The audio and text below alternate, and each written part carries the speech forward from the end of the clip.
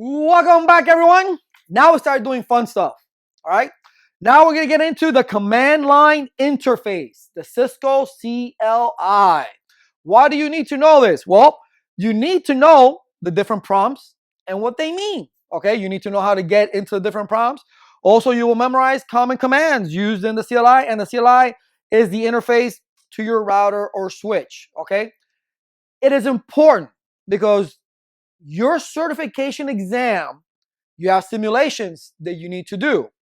You need to know which is user mode, which is privilege mode, which is global configuration mode, interface configuration mode, sub-if configuration mode, uh, named access list mode. You need to know what all these different modes and how to get to them. One of the biggest problems that I see students have, whether it be in the classroom, online, or whatever it is, because I get questions all the time. Hey, I'm typing this command, but it's not working for me. That's the normal question. Everybody ask me that. What is it? They're typing the correct command, but they're in the wrong prompt. So you will see later on in this course, when we get into the lab, that how to navigate, okay, through different prompts and what these prompts do. All right. So you need to know it not only for your certification, but for real world. If somebody asks you in a job, hey, can you put this IP address on this particular interface? You should know how to get to that particular interface and then type in the IP address and subnet mask and turn on the interface so it'll start working. So it is very important to understand the command line interface so you can work through your router, just like it is when you get a brand new operating system from Windows 95, right? No, all the way now to Windows 10. Similar, but now it's becoming very different, like Vista, right? The navigation of an operating system, is different. So the same thing goes for Cisco routers or switches. You need to understand the navigation and which prompt you need to be in and how to get to that prompt. All right. And you will be learning this as we go through the course. I'll see you in the next one.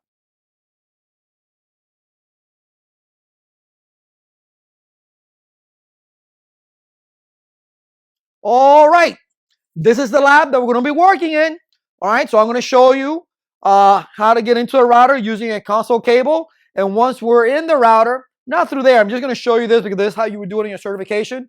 We're going to actually click on the router and then we're going to navigate through it. And I'm going to explain the different prompts. I'll see you inside the lab.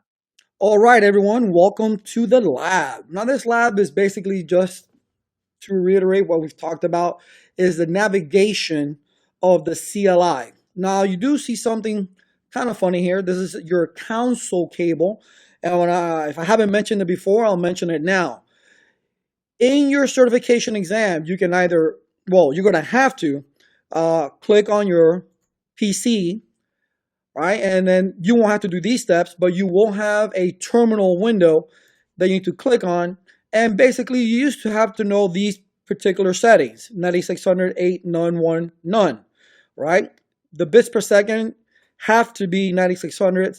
If not, you're going to get gibberish on the screen. Then you click OK, and now you're inside the router, as you can see. Okay, but that's how you would do in your certification. All right, because all the PCs that connect to the device that you need to get into, you have to console into them. And this is the way you do it. You will see something like this. All right. Now, as far as here in the packet tracer in the lab, we're not going to do that. We're simply going to go straight into the router. I'll maximize it.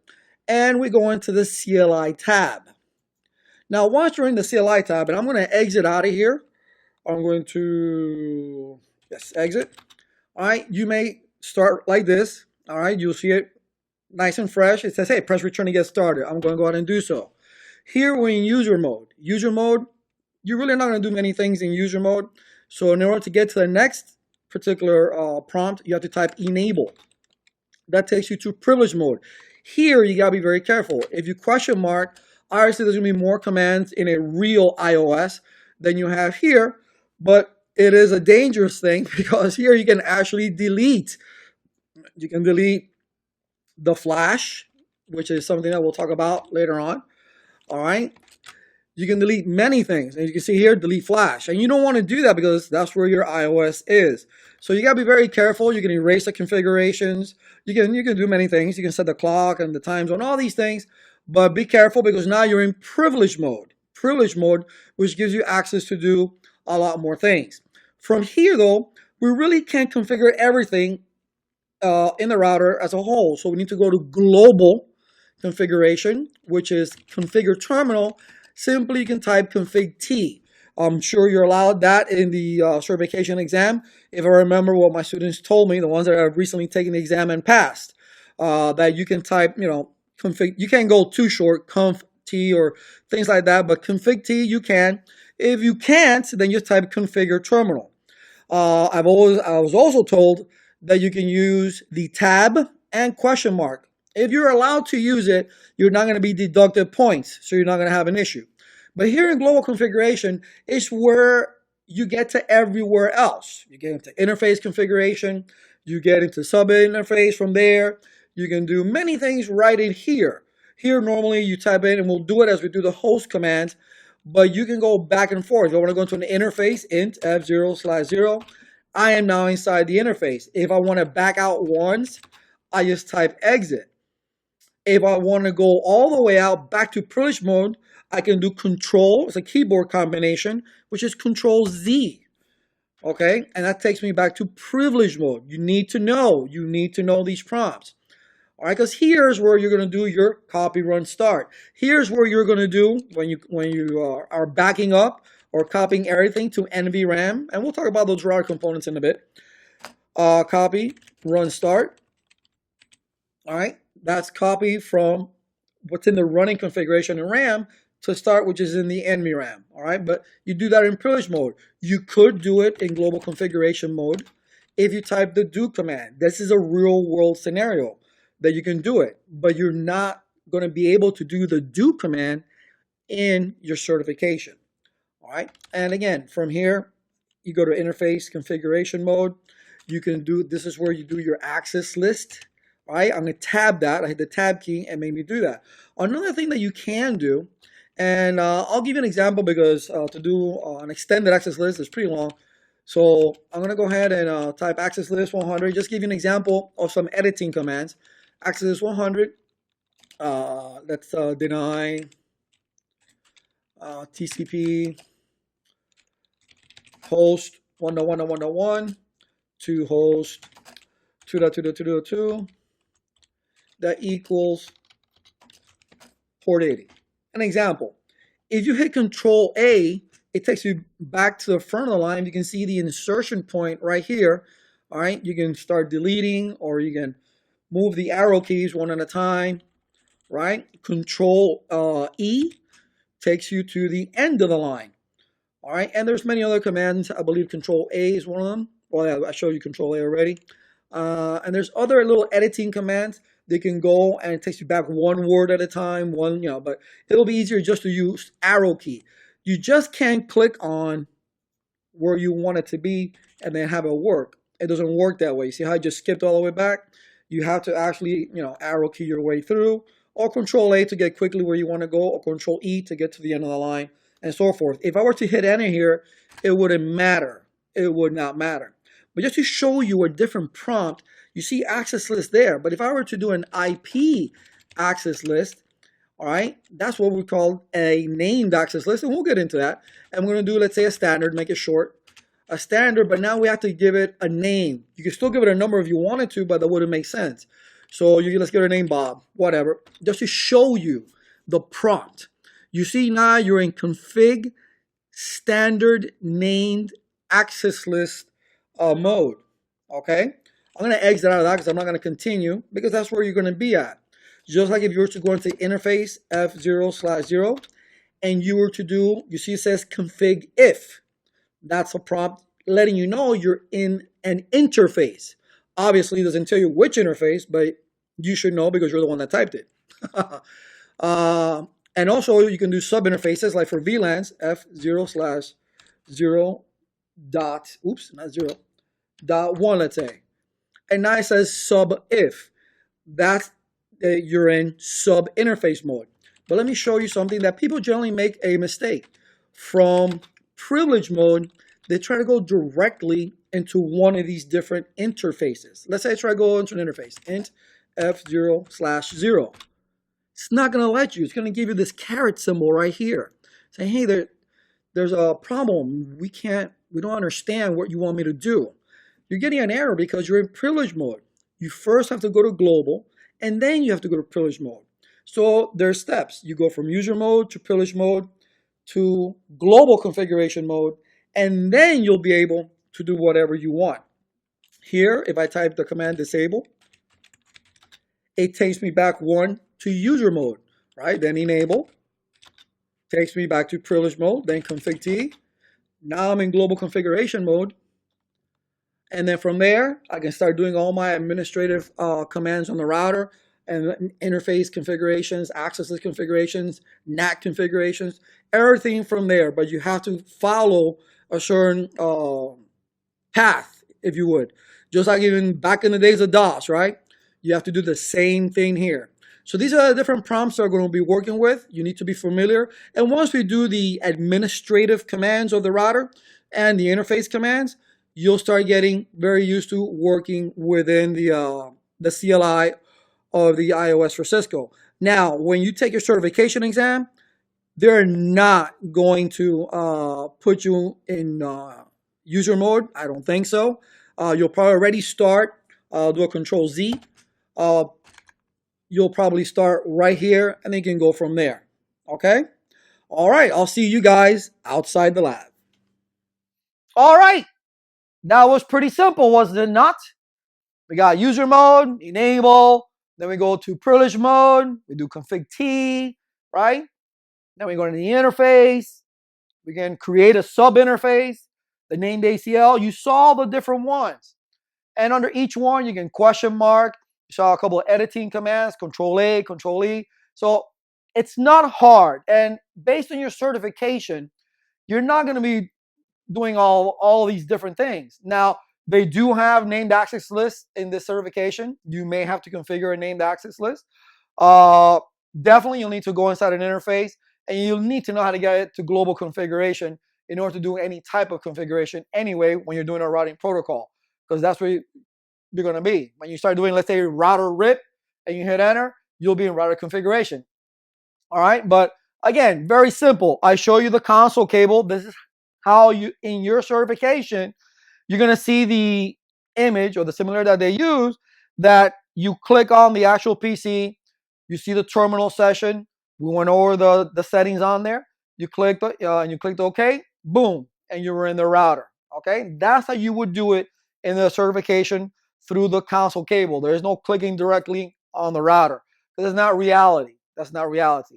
But just so you know, the only reason we're using the packet tracer, and by the way, this is packet tracer version 7.0, is because it's very basic stuff, very easy stuff. Once we start getting to the more advanced stuff, then we're going to be using GNS3.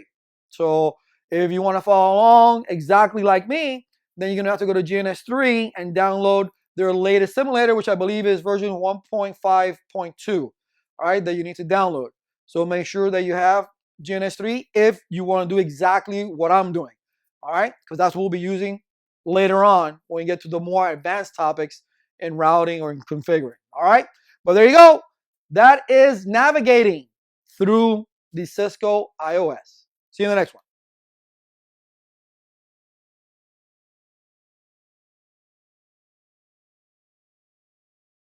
All right, welcome everyone. Now we need to learn. We need to understand there's 4 main components that you'll probably most likely be questioned on. All right, and you need to know it as well, because this is one of the main components that you need to know when you're purchasing routers. How big does your RAM, how much RAM you're supposed to have? How big is your NVRAM? All these different things you need to understand. So let's get familiarized with our 4 main components. ROM, right? That's read-only memory. We know this back from the days of computer repair, right? From the beginning of time. So the router has ROM, and it holds the bootstrap, a mini iOS, and something called ROMN. All right, these are the things you need to be aware of. You need to be aware of. You really can't handle, or you can't say, well, I need more ROM. You can't do that, okay? So, but at least know, because if you find yourself, and I'm sure I'll mention this later on also, or throughout the whole course, ramen is a place, dark, dirty place that you don't want to be in. All right, because that means if your router boots up and you're in ramen and you see ramen right there as your prompt, that means that something happened to your iOS, which brings us to Flash. All right, so your iOS lives in Flash. So you need to know how much Flash you have, all right, because you can update your iOSs. Now remember, don't be careful because Flash, right? Once NVRAM finds the iOS, not NVRAM, I'm sorry, when the bootstrap finds the iOS, it decompresses it into RAM. Hint. So it is compressed inside Flash. Okay? So when it decompresses, when you see those pound signs that it's decompressing into RAM. This happened to me way back in the day. All right. I updated a router, did not pay attention to the amount of RAM that I had. My iOS was able to go into the flash because it was compressed. But when I tried to decompress into RAM, it did not allow it. It said not enough space. So be very careful. So that's why it's important to understand who lives where and what happens where, all right, with your main component. So with your flash, that's where your operating system sits, all right? NVRAM, that's your hard drive. That's your hard drive of your router. You can call it backup. I call it the hard drive. This is where your startup configuration. When you do a copy, run, start, or copy, running config, space, startup -config, enter, and enter again. All right, that means that you're copying whatever's in RAM into NVRAM. That's what that means. All right, so make sure, now these files are not huge, but make sure you have enough NVRAM. Okay, and as far as RAM is concerned, well, that's where your iOS gets decompressed to. So it's holding your iOS. Also dealing with the ARP cache, routing tables, and your running configuration. So these are your four main components. Your four main components that you need to be aware of. Now, will they ask you questions about this? Yes. They'll ask you very basic questions that I just explained right now. All right. And we'll get into a boot sequence soon. So you don't have to worry about that. You'll know how it boots up. But the whole point is that you need to be aware for real world scenarios, how big or how much RAM do you require? How much NVRAM do you require? All right. What iOS is going to be able to go into your flash? So these are hardware requirements that you need to know when you're purchasing. Obviously, you're going to be talking to somebody from Cisco or distributor of Cisco or whoever, okay? And you're going to say, well, I need to be able to do this, this, this, this, and this. They'll say, well, this is the iOS you need, and you need at least a minimum of so much RAM, so much NVRAM, and so forth, okay? So, I mean, for today's standards, just to throw out a number, I wouldn't get anything less than 256, okay? So have at least 256, definitely for RAM, all right? And the same for NVRAM, even though the files are small. But just throwing numbers out there. So pay attention to this because they will ask you questions. And especially when it comes to the iOS, where does it live? It lives in Flash. It lives in Flash. Again, it lives in Flash. So one of the things that you don't want to do, as well, what do you think? Delete Flash. Because in privilege mode, you can do that. And it'll warn you, are you sure? Yeah, go ahead. And it'll delete your flash. And then you'll find yourself in ramen. All right, so be very careful to know what lives there and what you're typing, because once you get access to privilege mode, which you will, you'll be able to get in privilege mode. And one of the things you'll be able to do is delete. Not to mention when you're doing your updates for your licensing for your different features, which we'll be talking about later on. All right, that's it. These are your components. Know them, memorize them, know what they hold. All right, and remember, they're your hardware requirements. See you in the next one.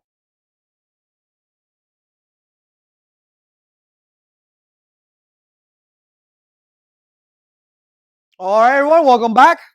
Now we know the main components, right? The more important main components of a Cisco router. Now we need to know, how does a router start up? What's the boot sequence? Because there will be questions. All right, it's the same components, aren't they?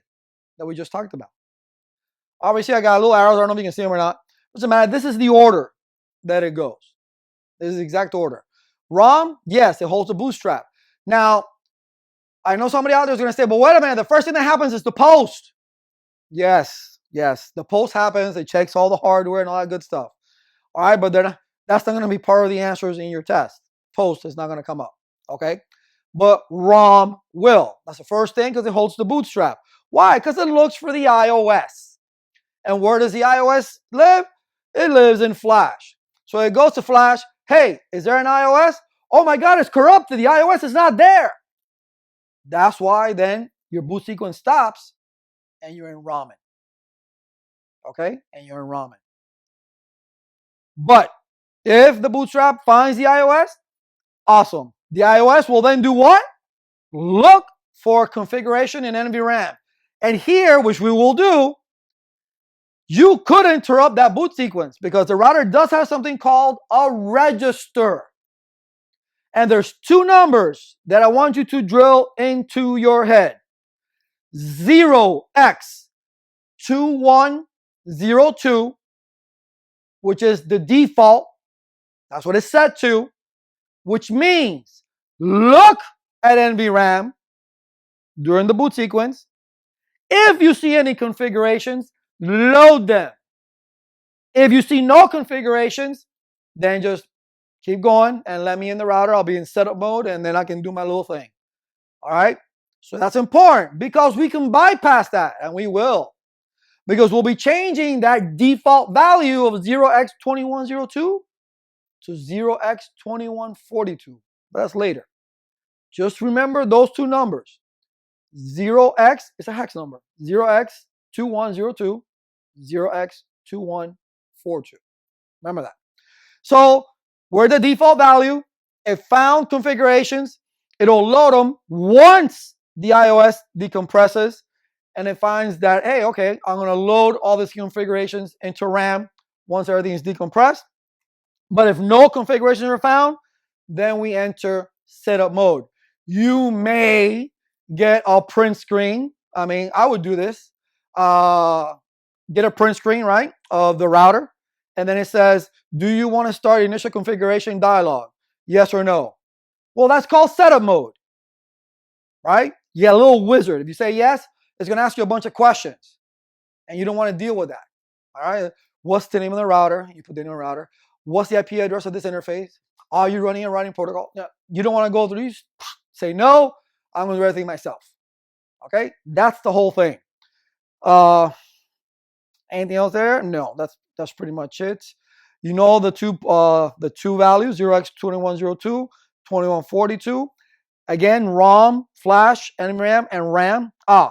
Also, when you boot up a router, depending if it's an integrated service router or not, an ISR or not, if it's plugged in to Ethernet or non-Ethernet interfaces, serial interfaces, what have you, it will try and look, right? If it notices some sort of noise as you turn it on, it will look for an iOS. It will look for a configuration as well.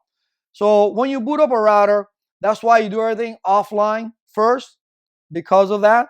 And you make sure you have all your configs offline and then put them in, right? In non-production. I can tell you from the telecommunications, when they will switch out routers, it will be offline. The tower will be offline. You put in whatever you had to put in, change the configurations, and then boom, make it start working, and then put it online so it can start doing what it has to do. All right. So, and most of these configurations in a real world scenario will already be set, right, to a file that you upload, and then it just copies the file, and that's all it is. All right. But again, for certification purposes, your boot sequence, stick to ROM, Flash, and RAM, and then RAM. All right. That is the proper order of a router or switch booting up. All righty. See you in the next one.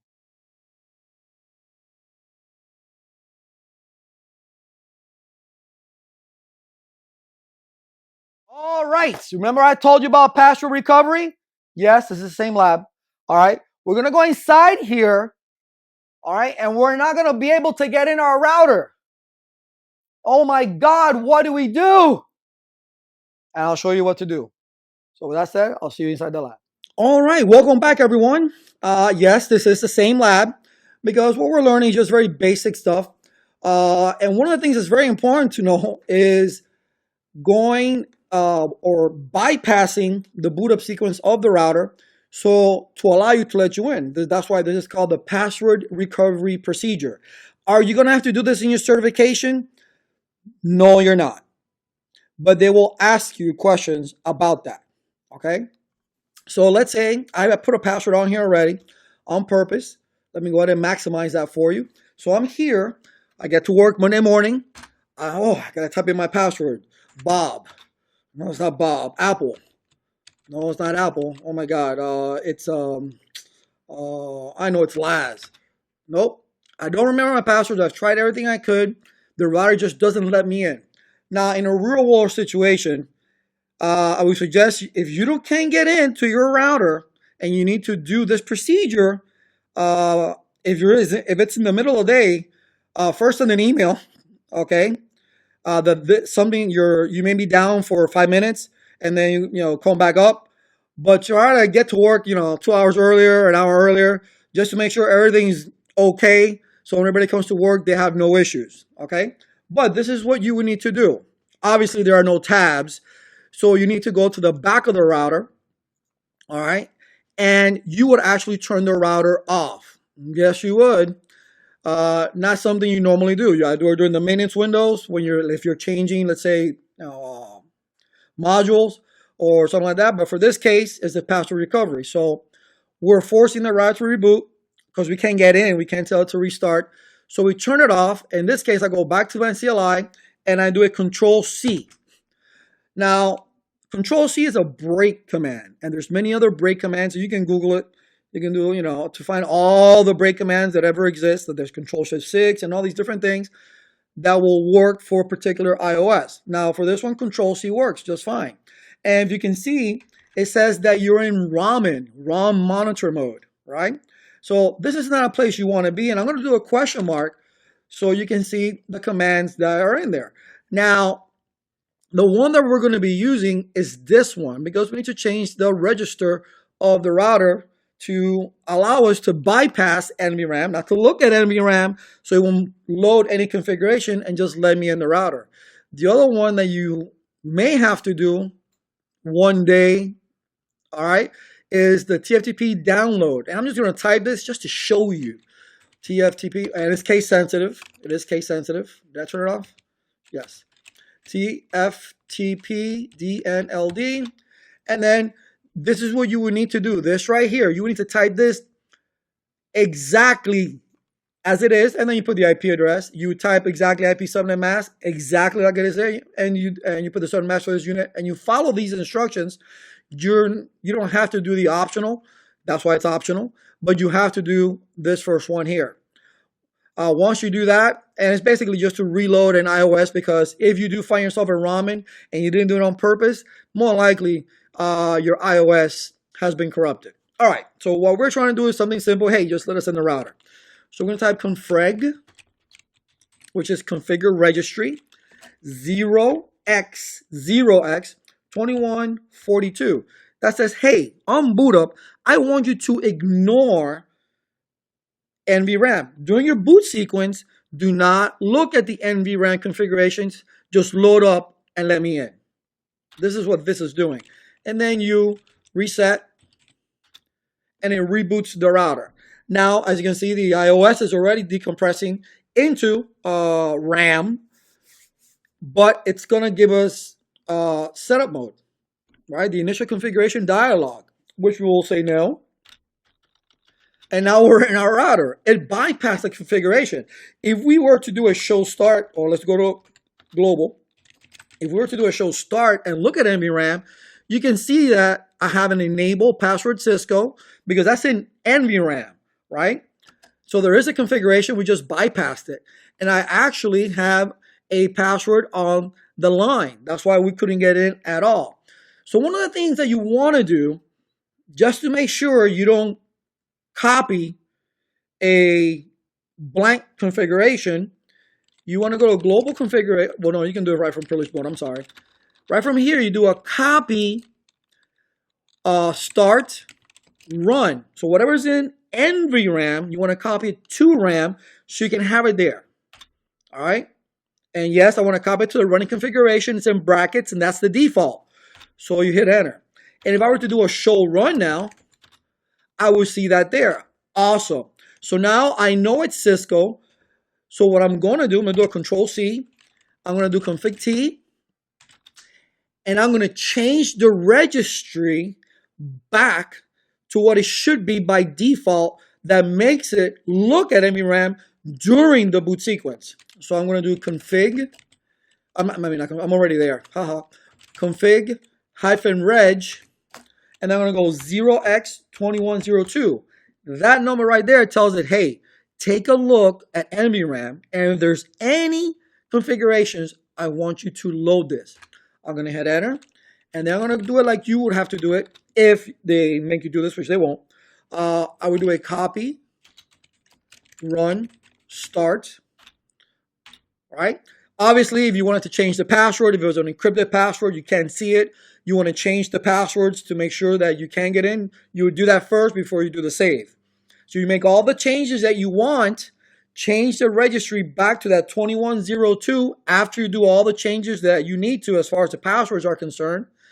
But when you change that registry, even though you saved it, it didn't do it automatically. If you do it to do a show ver or show version, and you hit enter, you go all the way to the bottom, you see that on next reboot, it will be at 2102. All right, now let me just talk about this for a couple seconds. You never want to leave your router or any device for that matter, well, not any device, any Cisco router or switch in 2142. You don't want to do that. It's not that you can't work with it that way, but if you have a power outage and your router reboots, since it's still at 2142, you're going to load an empty configuration. And if you don't know that, once your people start coming into work, they're not going to be able to get to the internet, their email servers, they're not going to be able to route across the network, get to their printer. So that's one of the things that you need to make sure that you are, because if you're in VLANs, you have to go through the router. You need to go ahead and change it back to 2102. So you do want to reset or reload, reload the router. Okay. And now it should ask me for a password, which is all uppercase. You see the iOS is decompressing. I'm going to hit enter, and there it is right there. I'm going to type in Cisco because that was the password. I'm in, enable, EN for short, CISCO. And now I'm in. When I do the show version, let me show you.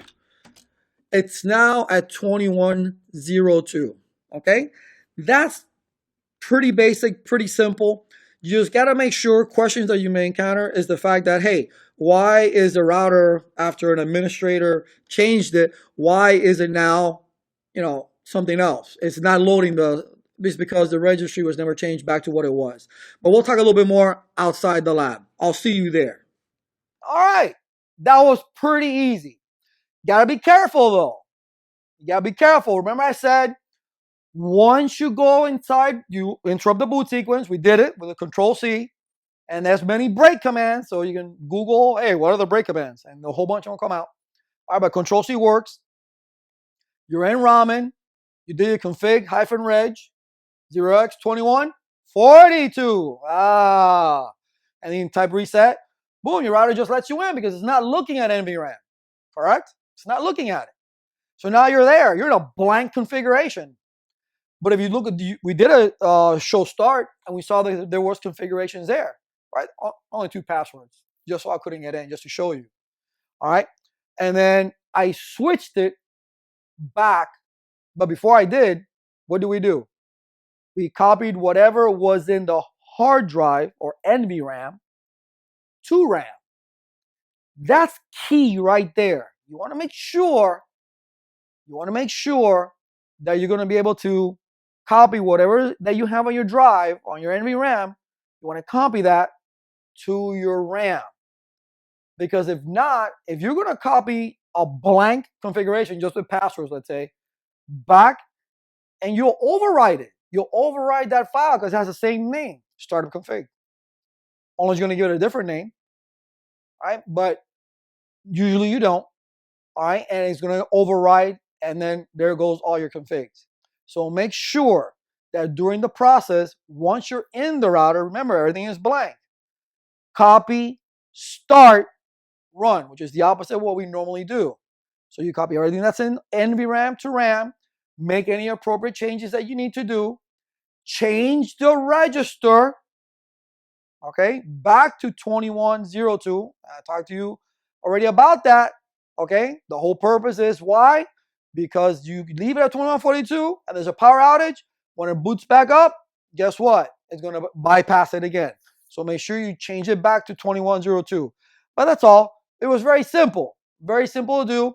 And you'll get asked minimal questions on this. So you don't really have to worry much about it. But again, practice it, do it easy. We took our time doing it, so it's not a big deal. And the same thing we did here, if you have live equipment, you can do it there. All right, it's the same exact thing. So with that said, see you in the next one.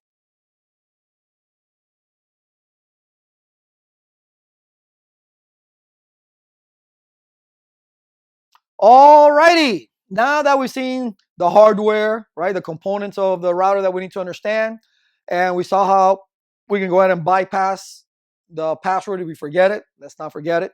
All right. Now we're going to do administrative commands, or what I consider administrative commands. New commands that you'll learn while you're in there will be something that I've never done before, okay, which is setting the clock, okay. The time zone is crucial nowadays, okay. So they put that in there as well, so you know how to do that for your certification exam. And even this one right here, that you can update your calendar automatically. It'll sync up, and then you'll see LLDP run. That's a new, instead of CDP, Cisco Discovery Protocol, we have the link layer Discovery Protocol, which can go across different vendors, where before Cisco, CDP was only for Cisco. Now you got all this. So you'll have this handout available to you. Yes, it's the same lab we're going to be working in, but let's go ahead and go inside the lab so we can start doing these commands and you know exactly what they do. See you inside. Okay, here we are inside our lab. All right, so what we're going to do now is called administrative commands. Now I'm going to get a little bit more than just that, and you'll have these handouts available to you anyway. But as I go along with this, I'll explain what they're for, and then the new ones that they've introduced into this new certification. All right, so let's go click right here. You can see I'm already in user mode. I'm going to type enable, and you can see the command on the right. And then from here, you can set the clock. These are one of the things you can do here. So this is one of the new commands that they need you to know. Clock set. All right, and if you question mark it, it's in hours, minutes, and seconds. Okay, so let's just keep that time. It doesn't really matter. Not that you're going to have to do this in your certification whatsoever.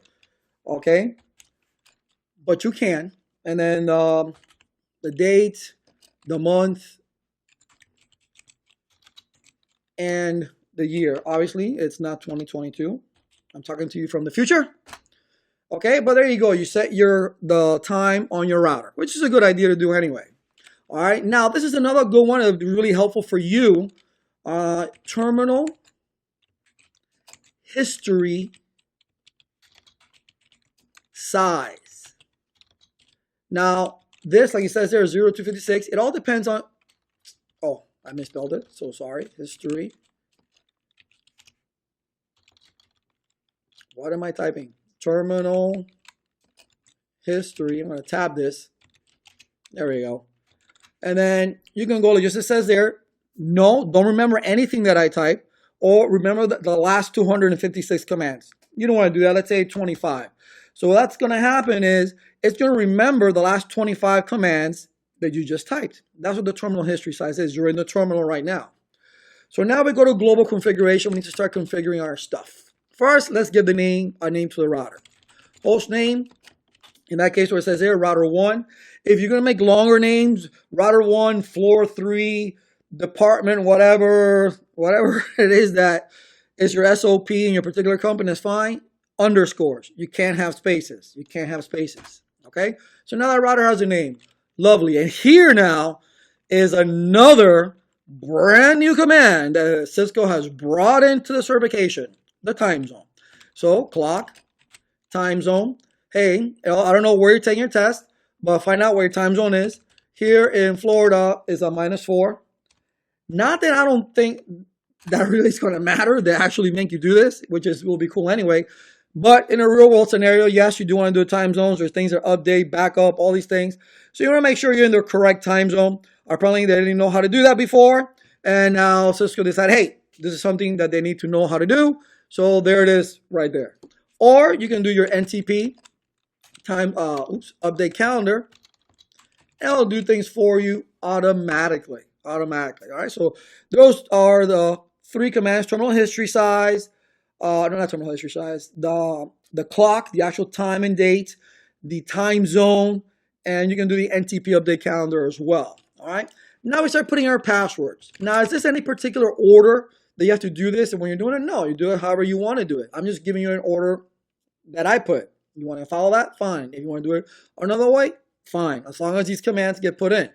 Enable password Cisco, and I am in lowercase because I took off caps. All right, enable password students. Now let me explain this real quick. And the typing password, there you go, student. Tab is my friend. All right, so the difference between both of them, enable password Cisco, as you saw previously, is a plain text password. Enable, oh, look, I changed it to enable password student. All right, enable secret Cisco. All right, so there you go. The 2 different ones, password student or password Cisco, like I had it up there. Password student is I just changed the plain text password from Cisco to student. Okay, and the secret is an encrypted password. So immediately after the secret, that Cisco is encrypted, and is encrypted with an MD5 hash, which is, letters, numbers, symbols, uppercase, lowercase. So it's a nice little encryption. So it will override also the plain text password. So when I try to log in, it's going to tell me to put in Cisco. It won't take student because secret overrides it. Well, why do you use both? Because you need to know both. You need to know both. Do you have to use both? No. Another recommendation, it's recommended in case you have to go to an older iOS, but you don't have to use both. But this is just trying to explain for certification purposes what the difference is between secret and the plain text. All right, so now let's go to this guy right here, service password -encryption. Yes, I tabbed it out, so I don't have any typos. This will encrypt any password, any plain text password that you were to put in now. Like when we go put in our line con 0 and our VTY lines, this service password -encryption will encrypt those passwords and the one I put previously, which is student. But it encrypts it with a lower encryption. All right, it's 7, and it's just uppercase letters and numbers. That's it. So that sounds like a question. Which is stronger? Using the service password -encryption or using the enable secret Cisco? Enable secret Cisco will be the stronger encryption over the password -encryption. All right, keep that in mind. Next one is banner.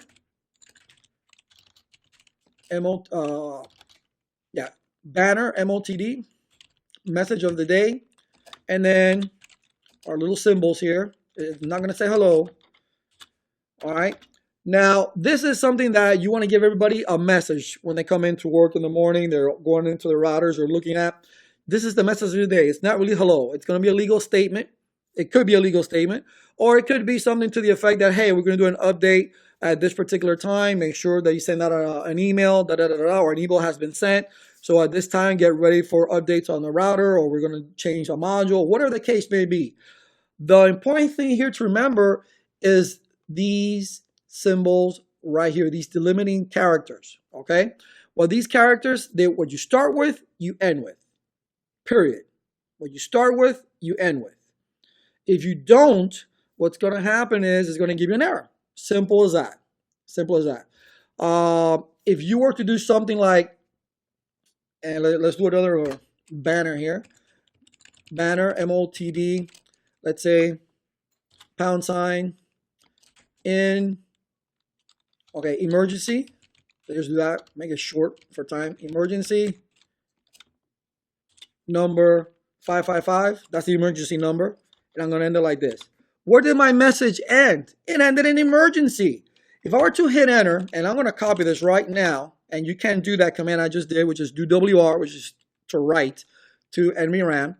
And I do a do show start, and I'm doing the do just for time purposes. And I do show start. Where is it?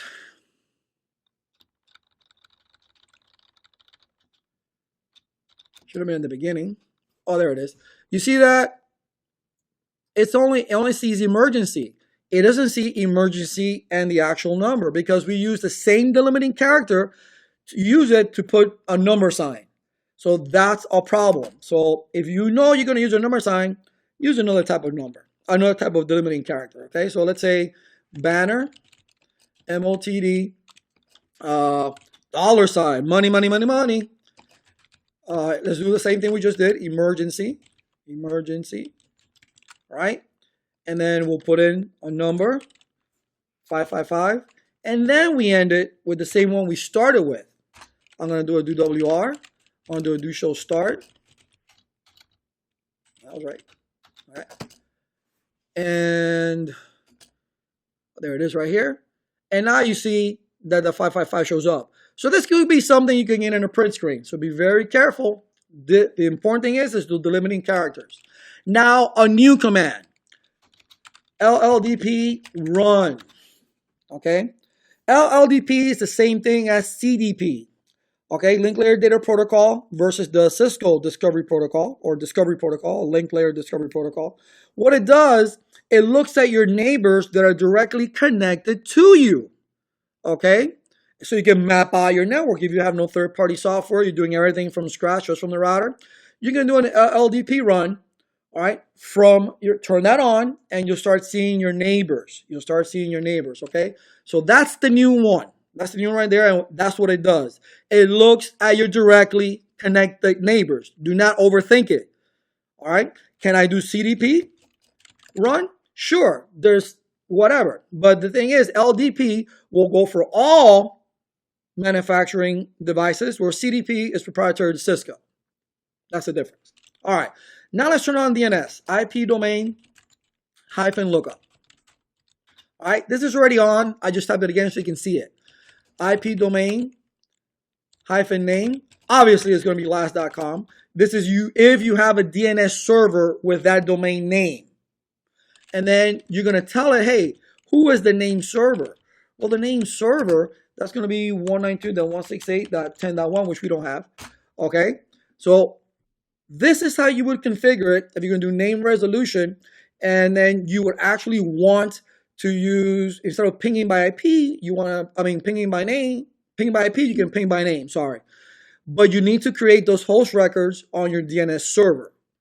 Also, when you do the IP domain name last, and you see I have a host name as well, this is going to help us when we do the SSH. We need those two already configured in order for that to happen. And we're able to do this because we have usernames within our router, which a privilege mode of 15 is 1 through 15, 15 meaning administrative privileges, password, and I'm just going to put 0 as a plain text password because I have the password -service encryption, right? Remember, this will encrypt this, and you'll see it in a second. So I'm going to hit enter, and then I'm going to type in crypto. Now we're getting ready for SSH, crypto key generate RSA, and how big do you want it? I want it 512. I don't want it that big.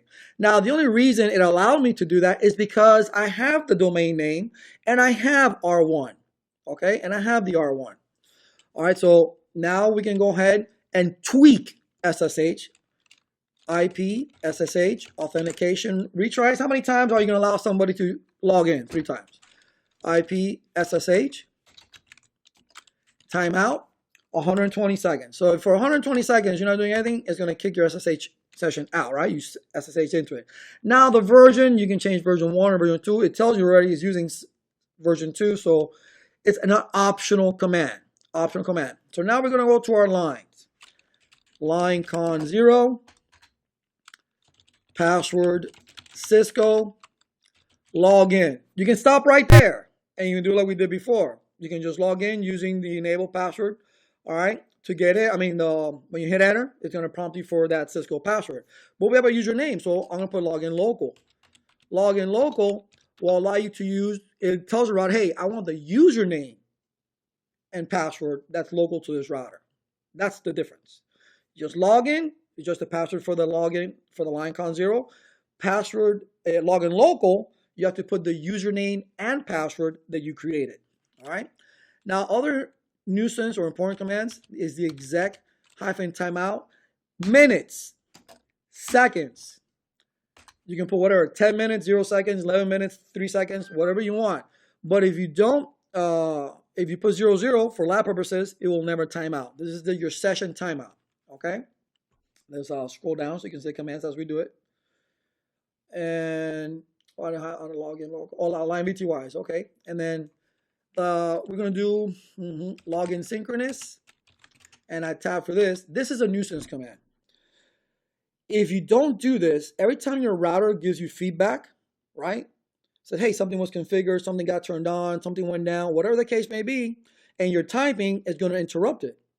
So what this will do is it'll interrupt you, but it won't break up your typing. Half your sentence on one line, the other half on the other line. So that's the nice thing about this command. Now line VTY 0 through 15. All your whatever, how many VTY lines you want to turn on is up to you. 1, just put 1, or if you want to do 100, do 100. However many VTY lines your particular router has. This one only has 15, so I use them all. All right, we're gonna do password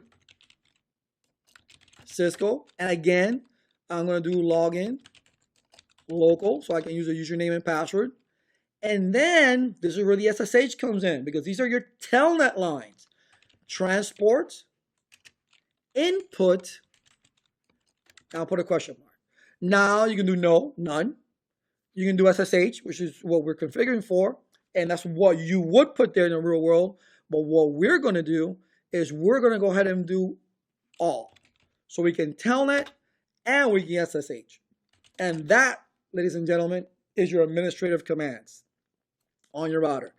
Always remember to exit back to where you're at. I did a Control-Z and copy, run, start. Always do that. Always do that, because if not, in your certification especially, make sure you save. Make sure if you have to ping, you ping. Okay? But there you go. These are your administrative commands and then some. I'll see you outside the lab. All right. That wasn't that bad. It's pretty simple, straightforward. Remember your banner. Where's it at? Right here. Remember your delimiting characters. Be careful with that. You may get tested on something like that. Remember that if you're going to do SSH, you need a host name. You need a host name and you need an IP domain name. That's where it gets the key from. That's how it creates the key. Remember, don't make the key too big. The bigger the key, yeah, the better the encryption, but also the more work the router has to do to calculate that. And so you don't have to make it that big. Know how to do it. Remember, the version is optional. You saw I was doing version 2, and the transport input for real world or for whatever they ask you to do is SSH. It's SSH. Or you can do both. It's completely up to you. But again, for certification purposes, doubtful they'll ask you that. Know that we rather do SSH because it's encrypted and telnet is not. Real world, you will be doing SSH. So this is how you would set that up. All right. Alrighty then. Pretty simple. I know you got it. If not, practice, practice, practice. See you in the next one.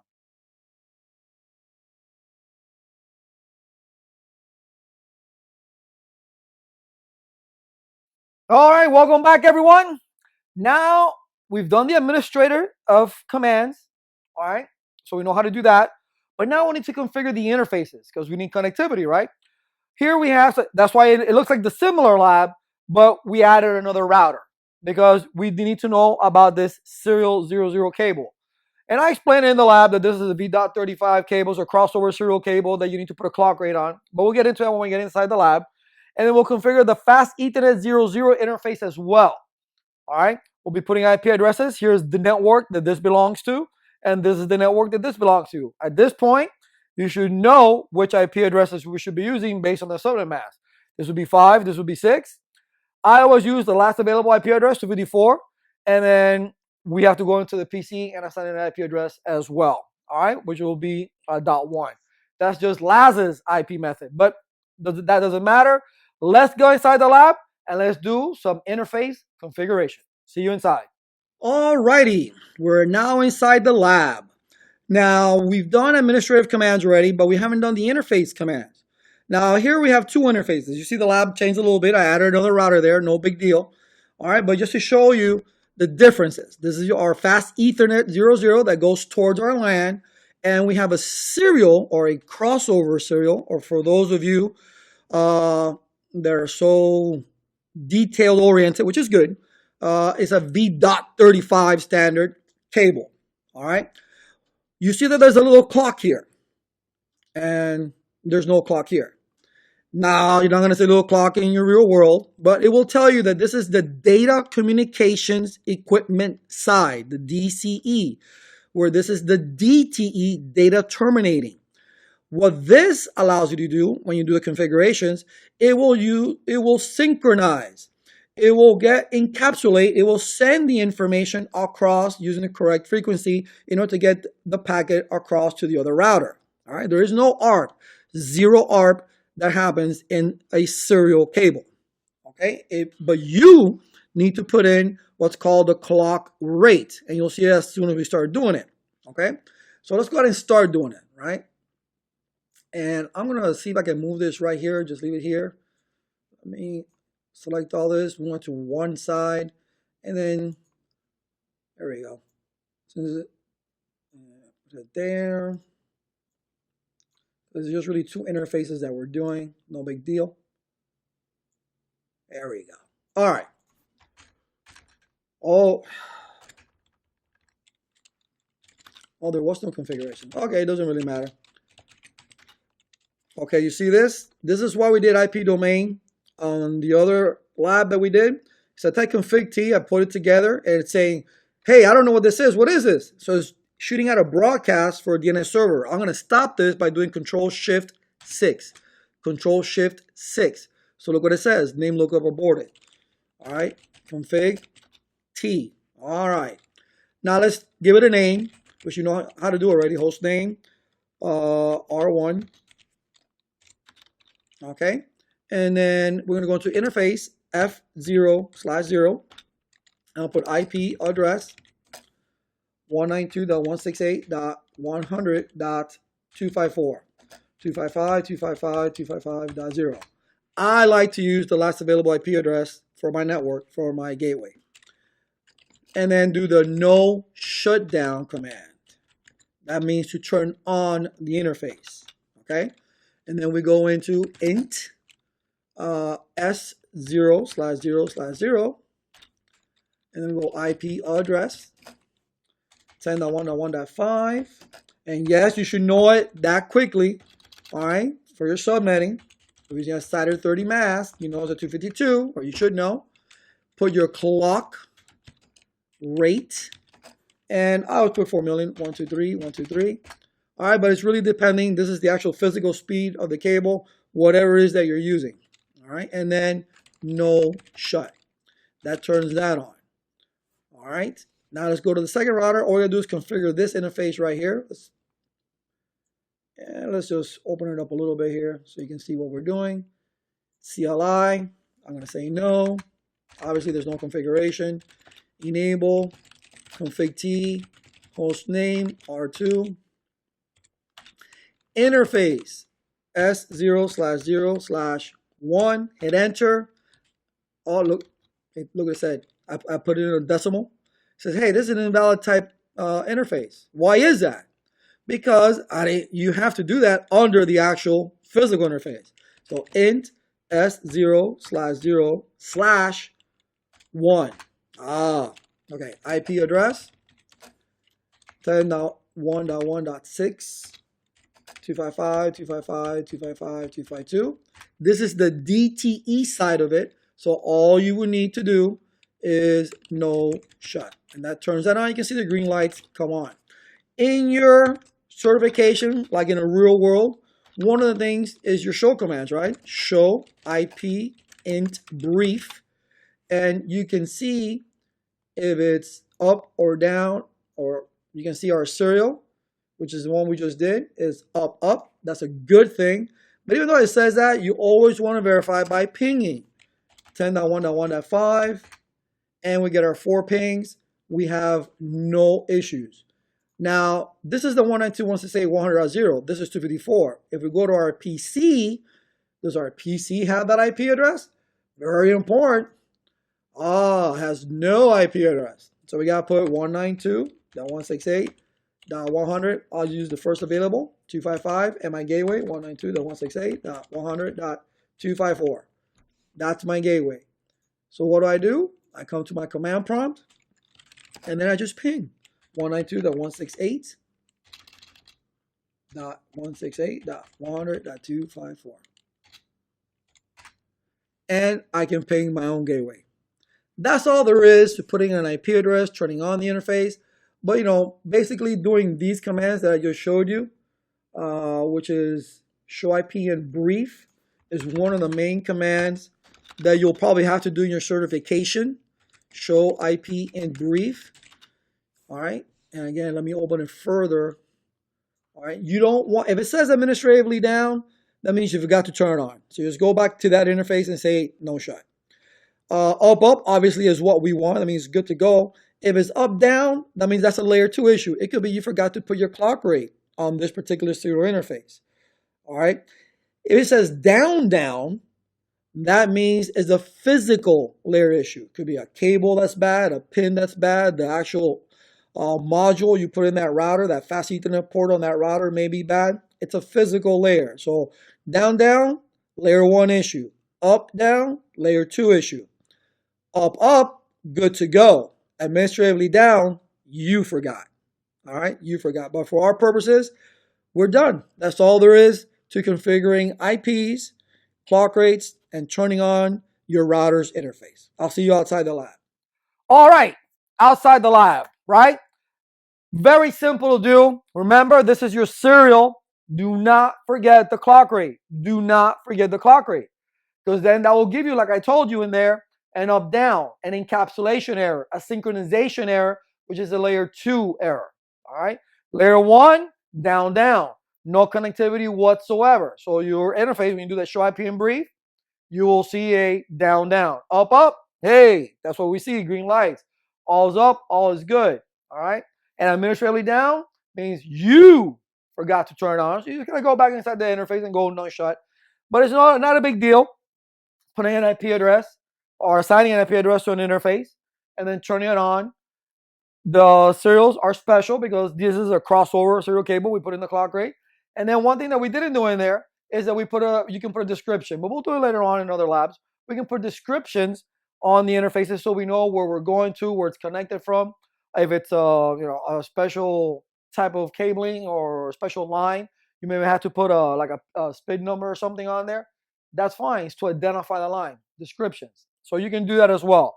But you can see it was very simple to do. I will see you in the next.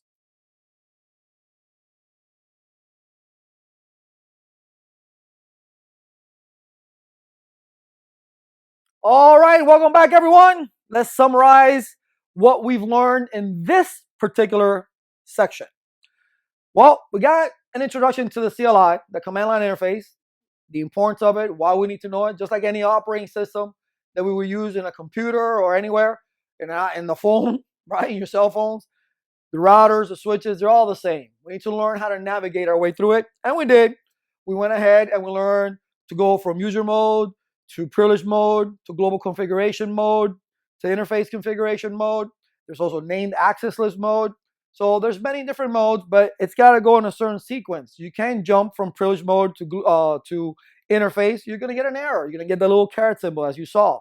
So there's a way that you navigate. So that's important that you need to know that, because you do have simulations in your certification exam, and you will need to know how to get to the interface. If you need to put an IP address, you need to know where you need to put the right commands. Like, let's say router rip, as I mentioned earlier, router rip, enter. Now you can go ahead and do version 2 and what have you. All right. So it's very important how to navigate. We talked about the Cisco router components, the 4 main components, right? That was ROM, flash, NVRAM, and RAM. And that's also the order of the boot sequence of the router.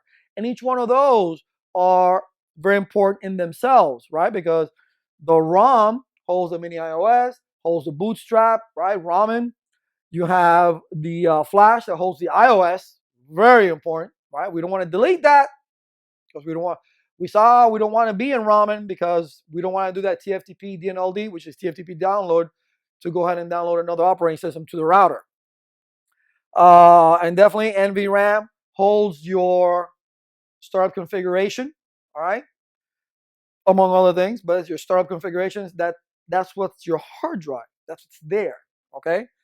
And then we go to the RAM, ARB cache, writing protocols, or routing table, I should say, and the running configuration.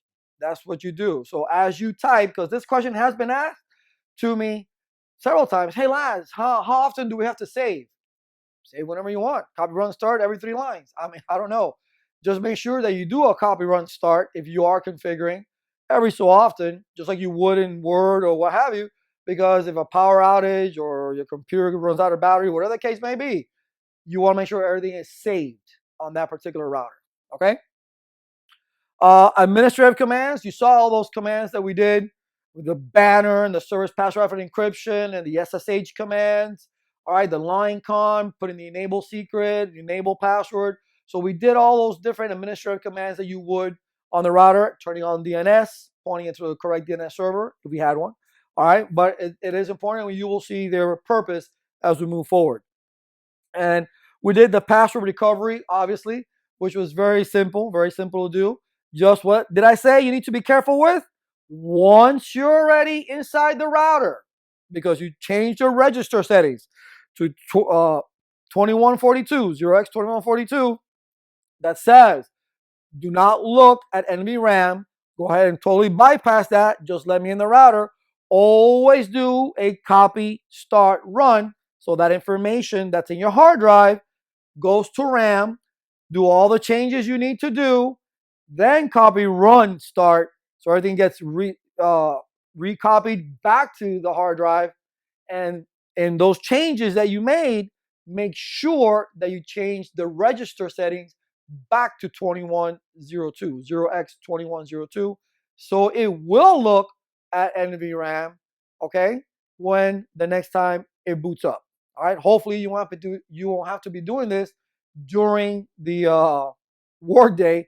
It's maybe before you got, before everybody comes in, and or when everybody goes home, that happens. Okay. So hopefully you don't have to do it during the day. All right. So take precautions with that. All right. But this is what we went over. So not a big deal. Be ready for the next one. I'll see you then.